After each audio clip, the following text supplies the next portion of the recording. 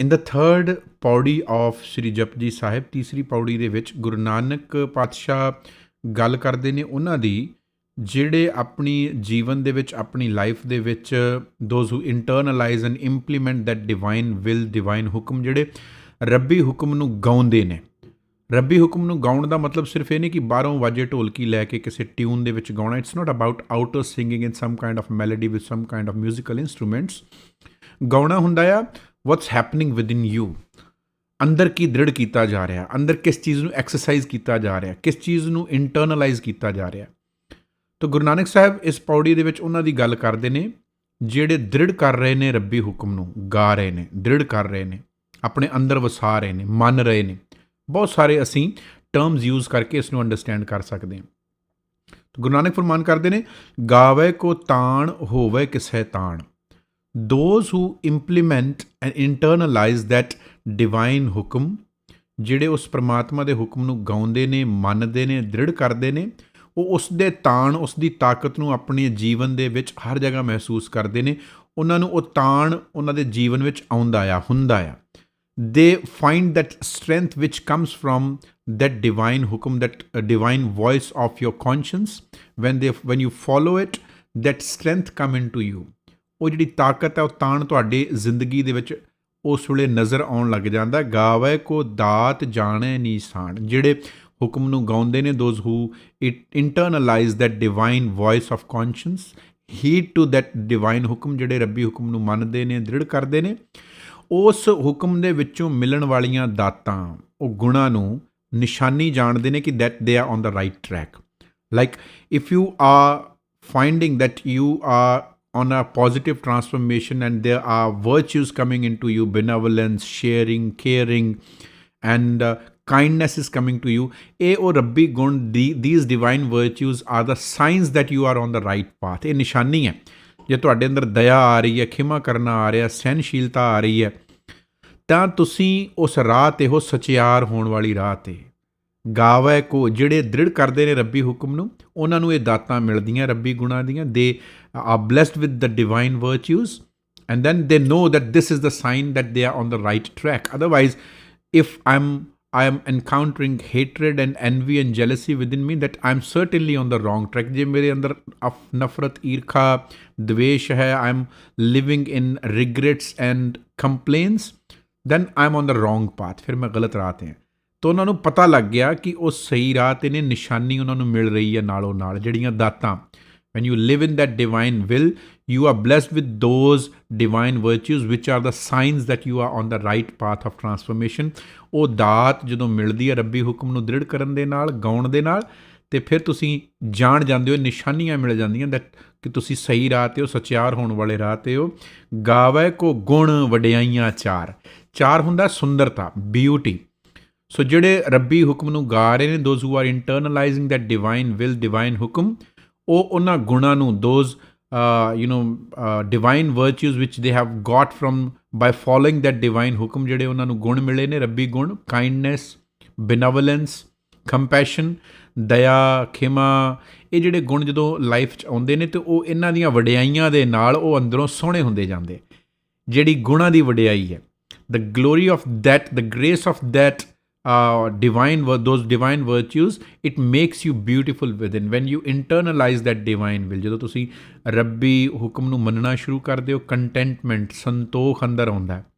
all those divine virtues, ਉਹਦੀਆਂ ਦੀ ਵਡਿਆਈਆਂ ਦੇ ਨਾਲ ਤੁਸੀਂ ਅੰਦਰੋਂ ਸੋਹਣੇ ਹੁੰਦੇ ਜਾਂਦੇ ਹੋ। ਗਾਵੇ ਕੋ ਵਿਦਿਆ ਵਿਖਮ ਵਿਚਾਰ, ਜਿਹੜੀ ਵਿਦਿਆ, ਜਿਹੜੀ ਨੌਲੇਜ, ਜਿਹੜੀ ਰੀਅਲਾਈਜ਼ੇਸ਼ਨ, ਜਿਹੜੀ ਸਮਝ, ਵਿਦਿਆ ਇਜ਼ ਸਮਝ ਹੈ, ਅੰਡਰਸਟੈਂਡਿੰਗ, ਜਿਹੜੀ ਅੰਦਰੂਨੀ ਸਮਝ ਨੂੰ ਦੁਨੀਆ ਭਰ ਦੇ ਗ੍ਰੰਥ ਇਹ ਕਹਿੰਦੇ ਨੇ ਬੜੀ ਔਖੀ ਹੈ, ਬੜੀ ਵਿਖਮ ਹੈ। The realisation of self which is considered to be very incomprehensible, very difficult, ਉਹਨਾਂ ਲਈ ਇਹ ਆਸਾਨ ਹੁੰਦੀ ਜਾਂਦੀ ਹੈ। Those who follow that divine within, ਜਿਹੜੇ ਅੰਦਰ ਬੈਠੇ ਪਰਮਾਤਮਾ ਦੇ ਹੁਕਮ ਨੂੰ ਮੰਨਣ ਲੱਗ ਜਾਂਦੇ ਆ, ਗਾਉਣ ਲੱਗ ਜਾਂਦੇ ਆ, ਦ੍ਰਿੜ ਕਰਨ ਲੱਗ ਜਾਂਦੇ, ਉਹ ਇਸ ਚੀਜ਼ ਨੂੰ ਸਹਿਜੇ ਹੀ ਆਪਣੀ ਲਾਈਫ ਦੇ ਵਿੱਚ ਉਹ ਬਦਲਾਅ ਵੱਲ ਤੁਰਦੇ ਜਾਂਦੇ ਨੇ।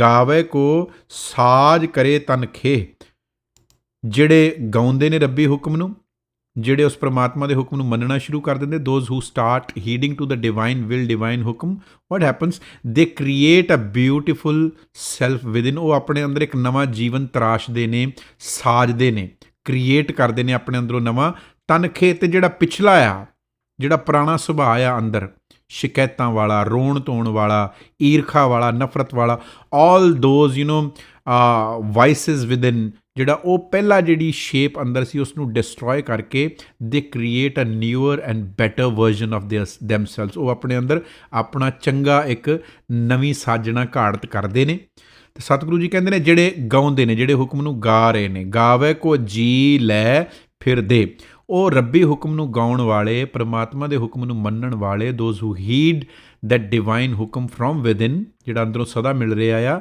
ਉਹ ਕੀ ਕਰਦੇ ਨੇ, ਉਸ ਹੁਕਮ ਤੋਂ, ਫਰੋਮ ਦੈਟ ਡਿਵਾਈਨ ਵਿਦਿਨ, ਉਸ ਆਵਾਜ਼ ਤੋਂ ਅੰਦਰੋਂ ਜੀਵਨ ਲੈਂਦੇ ਨੇ, ਹੈ ਨਾ। They learn life from that hukam and then they provide that knowledge, that wisdom to all their senses and whatever they do to their actions. ਜਿਹੜੇ ਵੀ ਕਰਮ ਉਹ ਕਰਦੇ ਨੇ, ਜਿਹੜੀਆਂ ਉਹਨਾਂ ਦੀਆਂ ਗਿਆਨ ਇੰਦਰੀਆਂ, ਉਹਨਾਂ ਨੂੰ ਉਹ ਗਿਆਨ ਦਿੰਦੇ ਨੇ ਕਿ ਭਾਈ ਇਹ ਅਸੀਂ ਕੰਮ ਕਰਨਾ ਆ, ਇਹ ਹੈ ਜੀਵਨ ਦੀ ਜਾਂਚ। ਜਿਹੜਾ ਸਾਡੇ ਅੰਦਰ ਬੈਠਾ ਰੱਬ ਸਾਨੂੰ ਦੱਸ ਰਿਹਾ, ਇਹਦੇ ਕੋਲੋਂ ਅਸੀਂ ਜੀਵਨ ਲੈਣਾ ਆ, ਮੌਤ ਨਹੀਂ ਲੈਣੀ।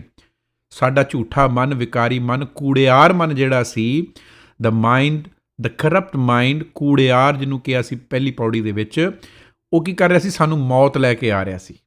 ਪਰ ਅਸੀਂ ਜੀਵਨ ਲੈਣਾ ਹੈ। We have to get life from within. ਆਪਾਂ ਨੂੰ ਅੰਦਰੋਂ ਲਾਈਫ ਲੈਣੀ ਹੈ, ਜਿਉਂਦੇ ਰਹਿਣਾ ਹੈ, ਅਤੇ ਉਹ ਗੁਣ ਲੈਣੇ ਆ, ਉਹ ਰਾਹ ਲੈਣੇ, ਉਹ ਇੰਸਟਰਕਸ਼ਨਸ ਲੈਣੀਆਂ ਨੇ, ਜਿਹਦੇ ਨਾਲ ਅਸੀਂ ਲਾਈਫ ਵਿੱਚ ਅੱਗੇ ਵੱਧ ਸਕੀਏ, ਜੀ ਸਕੀਏ, ਮਰੀਏ ਨਾ।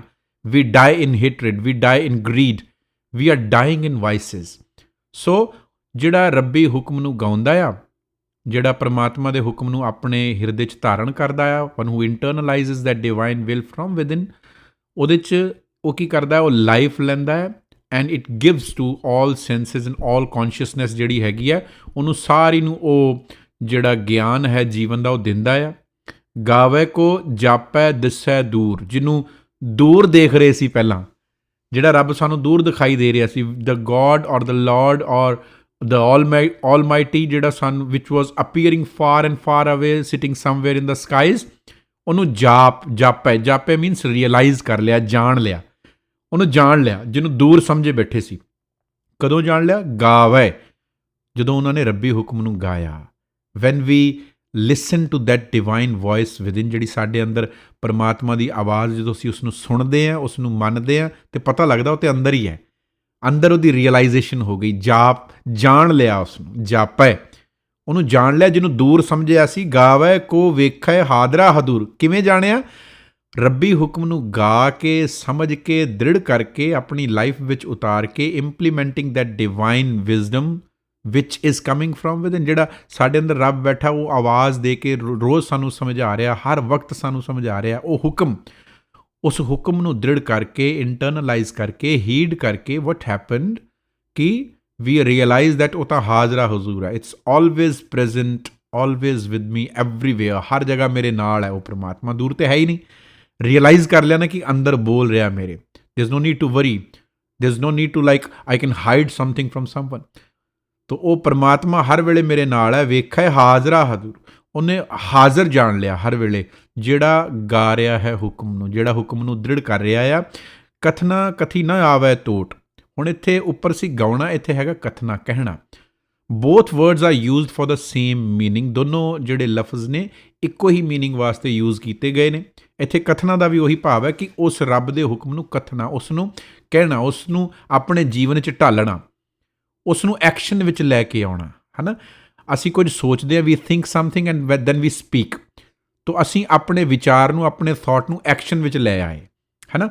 ਤੋ ਕਥਨਾ ਬੋਲਣਾ ਆ, ਗਾਉਣਾ ਵੀ ਬੋਲਣਾ ਆ, ਤੋ ਉਹ ਐਕਸਪ੍ਰੈਸ਼ਨ ਵਿੱਚ ਲੈ ਕੇ ਆਏ। ਜਿਹੜਾ ਹੁਕਮ ਸੀ, ਰੱਬੀ ਹੁਕਮ ਸੀ, ਅਸੀਂ ਉਹਨੂੰ ਕਿਹਾ ਮੀਨਸ ਉਹਨੂੰ ਅਪਲਾਈ ਕੀਤਾ ਲਾਈਫ ਦੇ ਵਿੱਚ। So once you start applying that divine voice of conscience, once you start following and internalizing and submitting yourself to that divine voice of conscience, then what happens? ਨਾ ਆਵੇ ਟੋਟ, ਕੋਈ shortage, ਕੋਈ weakness, ਕੋਈ ਕਮੀ ਅੰਦਰ ਰਹਿ ਨਹੀਂ ਜਾਂਦੀ, ਕੋਈ ਟੋਟਾ ਨਹੀਂ ਰਹਿ ਜਾਂਦਾ, ਕਿਸੇ ਚੀਜ਼ ਦੀ ਕੋਈ ਕਮੀ ਨਹੀਂ ਰਹਿ ਜਾਂਦੀ। ਅੰਦਰ ਸਬਰ ਆ ਗਿਆ, ਸੰਤੋਖ ਆ ਗਿਆ, ਆਲ ਦੋਜ਼ ਡਿਵਾਈਨ ਵਰਚੂਜ਼, ਦਾਤ, ਜਾਣੇ, ਨਿਸ਼ਾਨੋ ਅੰਦਰ ਆਉਣ ਲੱਗ ਗਈ। ਸੋ ਜਿਵੇਂ ਜਿਵੇਂ ਉਹ ਕੱਥਦੇ ਨੇ, ਜਿਵੇਂ ਜਿਵੇਂ ਉਸ ਹੁਕਮ ਨੂੰ ਦ੍ਰਿੜ ਕਰਦੇ ਜਾਂਦੇ ਨੇ, ਆਪਣੇ ਜੀਵਨ 'ਚ ਢਾਲਦੇ ਜਾਂਦੇ ਨੇ, ਉਹਨਾਂ ਨੂੰ ਕਿਸੇ ਤਰ੍ਹਾਂ ਦੀ ਕੋਈ ਕਮੀ ਨਹੀਂ ਰਹਿੰਦੀ। ਕਥ ਕਥ ਕਥੀ। So as they keep on doing, heeding to that divine voice of conscious, the divine will, divine ਹੁਕਮ ਨੂੰ ਜਿਵੇਂ ਜਿਵੇਂ ਉਹ ਫੋਲੋ ਕਰਦੇ ਨੇ, ਇੰਟਰਨਲਾਈਜ਼ ਕਰਦੇ, ਜਿਵੇਂ ਜਿਵੇਂ ਹੁਕਮ ਨੂੰ ਮੰਨੀ ਜਾਂਦੇ ਨੇ, ਕੋਟੀ ਕੋਟ ਕੋਟ, ਅਤੇ ਉਹ ਅੰਦਰ ਜਿਹੜਾ ਸੁੱਖ ਹੈ, ਜਿਹੜਾ ਆਨੰਦ ਹੈ, that peace within, those divine virtues within, ਅੰਦਰ ਦੀ ਜਿਹੜੀ ਸੁੰਦਰਤਾ ਵਿੱਚ, ਜਿਹੜੀ ਉੱਪਰ ਗੱਲ ਕੀਤੀ ਹੈ, ਤਾਣ ਦੀ ਗੱਲ ਕੀਤੀ ਹੈ, ਸਟਰੈਂਥ ਦੀ ਗੱਲ ਕੀਤੀ ਹੈ, ਚਾਰ ਸੁੰਦਰਤਾ, ਬਿਊਟੀ ਦੀ ਗੱਲ ਕੀਤੀ ਹੈ, ਇਨਰ ਬਿਊਟੀ ਦੀ, ਗੁਣਾਂ ਦੀ ਗੱਲ ਕੀਤੀ ਹੈ, ਐਵਰੀਥਿੰਗ ਗਰੋਜ਼ ਮੈਨੀਫੋਲਡ, ਅੰਦਰੋਂ ਕਰੋੜਾਂ ਗੁਣਾ ਹੋਰ ਵੱਧਦਾ ਜਾਂਦਾ, ਕਮੀ ਨਹੀਂ ਰਹਿੰਦੀ, ਅੰਦਰ ਗੁਣ ਵੱਧਦੇ ਜਾਂਦੇ, ਅੰਦਰੋਂ ਬਿਊਟੀ, ਅੰਦਰੋਂ ਸੁੰਦਰਤਾ ਵੱਧਦੀ ਜਾਂਦੀ, ਅੰਦਰੋਂ ਤਾਣ, ਸਟਰੈਂਥ ਵੱਧਦੀ ਜਾਂਦੀ ਹੈ, ਦੇਂਦਾ ਦੇ ਲੈਂਦੇ ਥੱਕ ਪਾਹੇ। ਫਿਰ ਅਸੀਂ ਉਹ ਜਿਹੜਾ ਰੱਬ ਸਾਡੇ ਅੰਦਰ ਬੈਠਾ ਹੈ, the God who resides within us, is always providing us with that divine hukam. ਉਹ ਹੁਕਮ ਸਾਨੂੰ ਲਗਾਤਾਰ ਰਾਹ ਦੱਸ ਰਿਹਾ ਹੈ। ਅਸੀਂ ਉਹਦੇ ਕੋਲੋਂ ਉਹ ਗੁਣ ਲੈ ਕੇ, ਉਹ ਵਿਜ਼ਡਮ ਲੈ ਕੇ, ਉਹ ਰਾਹ, ਉਹ ਇੰਸਟਰਕਸ਼ਨਸ ਲੈ ਕੇ ਜਿਵੇਂ ਜਿਵੇਂ ਆਪਣੇ ਮਨ ਨੂੰ ਦਈ ਜਾਂਦੇ ਆ, ਸਾਡਾ ਮਨ ਜਿਹੜਾ ਭਟਕ ਰਿਹਾ ਸੀ, the mind which was wandering here and there, ਉਹ ਟਿਕ ਜਾਂਦਾ ਹੈ, ਰੁਕ ਜਾਂਦਾ ਹੈ। ਥੱਕਣਾ ਮੀਨਸ ਰੁਕ ਜਾਣਾ। ਉਹ ਹੁਣ ਰੁਕ ਜਾਂਦਾ, ਟਿਕ ਜਾਂਦਾ, ਇਟ ਰੈਸਟਸ। ਅੰਦਰ ਹੁਣ ਪੀਸ ਆ ਗਿਆ, ਆਨੰਦ ਆ ਗਿਆ, ਟਿਕਾਓ ਆ ਗਿਆ, ਜੁਗਾ ਜੁਗੰਤਰ ਖਾਹੀ ਖਾਹੇ। ਫਿਰ ਉਹ ਮਨ ਜਿਹੜਾ ਭਟਕ ਰਿਹਾ ਸੀ ਨਾ, ਲਗਾਤਾਰ ਆਲਵੇਜ਼ ਵਾਂਡਰਿੰਗ ਕੰਟੀਨਿਊਸਲੀ, ਉਹਨੂੰ ਹੁਣ ਟਿਕਾਓ ਆ ਗਿਆ, ਰੈਸਟ ਕਰ ਲਿਆ। ਜੁਗਾ ਜੁਗੰਤਰ, ਜੁਗ means time, so with time, ਅੰਤਰ ਮੀਨਸ ਚੇਂਜ, ਟਰਾਂਸਫਰਮੇਸ਼ਨ। ਅੰਦਰ ਵਿਦ ਟਾਈਮ ਉਹ ਟਰਾਂਸਫਰਮੇਸ਼ਨ ਹੁੰਦੀ ਜਾਂਦੀ ਹੈ। ਖਾਹੀ ਖਾਹੇ, ਇੱਥੇ ਖਾਹੀ ਖਾਹੇ, ਫਿਰ ਅਗੇਨ ਟੂ ਈਟ, ਈਟ ਹੁੰਦਾ ਕਿਸੇ ਚੀਜ਼ ਨੂੰ ਅੰਦਰ ਲੈ ਕੇ ਜਾਣਾ। ਤੋ ਉਹ ਰੱਬੀ ਹੁਕਮ ਨੂੰ ਜਿਵੇਂ ਜਿਵੇਂ ਅਸੀਂ ਆਪਣੇ ਅੰਦਰ ਉਤਾਰਦੇ ਜਾਂਦੇ ਹਾਂ, as we keep on doing or keep on heeding to that divine ਹੁਕਮ and internalizing that divine wisdom, ਜਿਵੇਂ ਜਿਵੇਂ ਅਸੀਂ ਖਾਈ ਜਾਂਦੇ ਹਾਂ, ਸਾਡੇ ਅੰਦਰ ਪੋਜ਼ਿਟਿਵ ਟਰਾਂਸਫਰਮੇਸ਼ਨ ਜਿਹੜੀ ਹੈ ਹੁੰਦੀ ਜਾਂਦੀ ਹੈ ਸਮੇਂ ਦੇ ਨਾਲ ਨਾਲ। ਹੁਕਮ ਚਲਾਏ ਰਾਹੋ। ਐਸਾ ਮਨ ਕੀ ਕਰਦਾ ਆ, ਉਹ ਰੱਬ ਹੁਕਮੀ, ਇੱਥੇ ਕਿਹਾ ਪਰਮਾਤਮਾ ਨੂੰ, ਜਿਹੜਾ ਸਾਡੇ ਅੰਦਰ ਰੱਬ ਬੈਠਾ ਆ, ਉਸ ਦੇ ਹੁਕਮ ਦੇ ਵਿੱਚ ਜਦੋਂ ਅਸੀਂ ਆਪਣੇ ਮਨ ਨੂੰ ਚਲਾਉਂਦੇ ਹਾਂ, ਰਾਹ ਪਾਉਂਦੇ ਹਾਂ, van we guide our mind, when we make our mind follow that path which is being shown by that divine will, divine ਹੁਕਮ from within, ਜਦੋਂ ਅਸੀਂ ਉਸ ਰਾਹ ਤੇ ਪਾ ਲੈਂਦੇ, ਫਿਰ ਕੀ ਹੁੰਦਾ ਭਲਾ? ਨਾਨਕ ਵਿਗਸੈ ਵੇਪਰਵਾਹ, ਵਿਗਾਸ ਹੁੰਦਾ ਹੈ, ਖੁਸ਼ੀ, ਖੇੜਾ, ਇਟਰਨਲ ਬਲਿਸ, ਵੇਪਰਵਾਹ, ਕੋਈ ਵਰੀਜ਼, ਕੋਈ ਫੀਅਰਸ, ਕੋਈ ਉਹ ਡਰ, ਐਂਗਜ਼ਾਇਟੀਜ਼, ਆਲ ਦੇ ਐਂਡ। ਮਨ ਦੀ ਵਾਂਡਰਿੰਗ ਜਿਹੜੀ ਸੀ, ਮਨ ਦੀ ਭਟਕਣਾ ਖਤਮ ਹੋ ਗਈ, ਚਿੰਤਾ, ਡਰ, ਫਿਕਰ ਮੁੱਕ ਗਏ, ਹੈ ਨਾ, ਬੇਪਰਵਾਹ ਉਹਨੂੰ ਕਿਹਾ ਆ। ਤੋ ਅੰਦਰ ਟਿਕਾਓ ਆ ਗਿਆ, ਸ਼ਾਂਤੀ ਆ ਗਈ, peace comes within, eternal bliss comes within, ਵਿਗਸੈ। ਐਸਾ ਮਨ ਜਿਹੜਾ ਸਦਾ ਵਿਗਾਸ ਵਿੱਚ ਰਹਿੰਦਾ ਹੈ, ਖੁਸ਼ੀ ਵਿੱਚ, ਆਨੰਦ ਵਿੱਚ ਰਹਿੰਦਾ, ਜਿਹੜਾ ਗਾ ਰਿਹਾ ਆ। ਕਿਹਨੂੰ ਗਾ ਰਿਹਾ? ਹੁਕਮ ਨੂੰ। ਤੋ ਰੱਬੀ ਹੁਕਮ ਜਿਹੜਾ ਸਾਡੇ ਅੰਦਰ ਪਰਮਾਤਮਾ ਬੈਠਾ, the God who resides within us, he continuously is giving that divine wisdom, that divine ਹੁਕਮ, the voice which tells us the right path।